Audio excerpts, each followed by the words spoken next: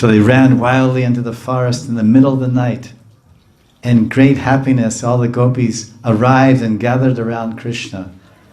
And what does Krishna do?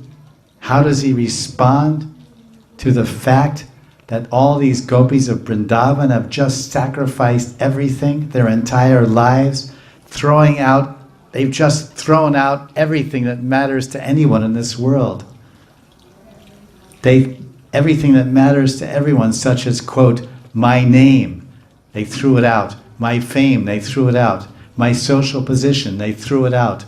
My family relationships, they threw them away. My career, they throw it away. Their education, their future, they threw it away. Their future life, their ugly janam, their bhavishya janam, future life. Will I go to heaven? Will I go to hell? Will I enjoy? Will I suffer? I don't care.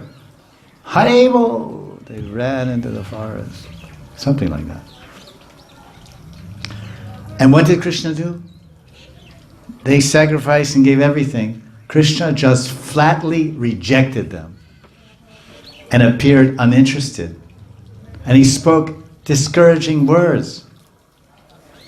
And he started preaching to them dharma, right and wrong, action, morality, family duties. What are you talking about? What are you saying? Who are you? And who are we? And where are we now? Then Krishna concludes his pravachan, his preaching on ashram dharma and varna dharma and morality.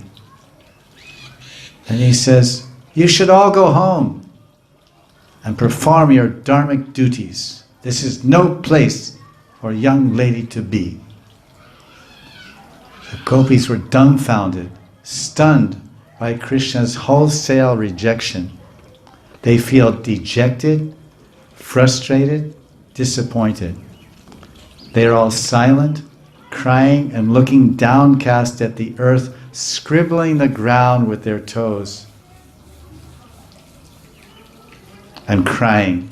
They're crying and weeping. Tears are rolling down their eyes, and their eyes are surrounded by Sham Sundar Kajal, black Krishna Kajal.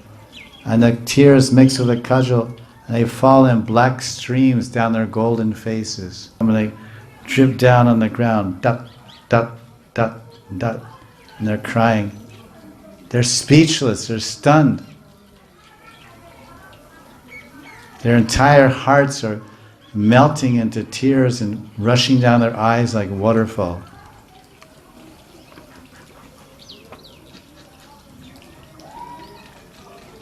They're scratching the ground with their agitated toes.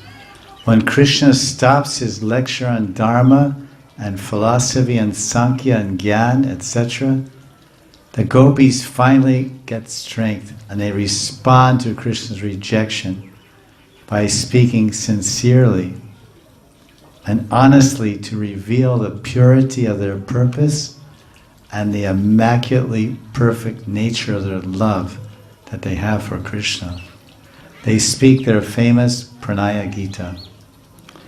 Upon hearing their Pranaya Gita, Krishna now understands the pure nature of the gopis' transcendental loving attachment to him and the absolute degree of their divine surrender to him.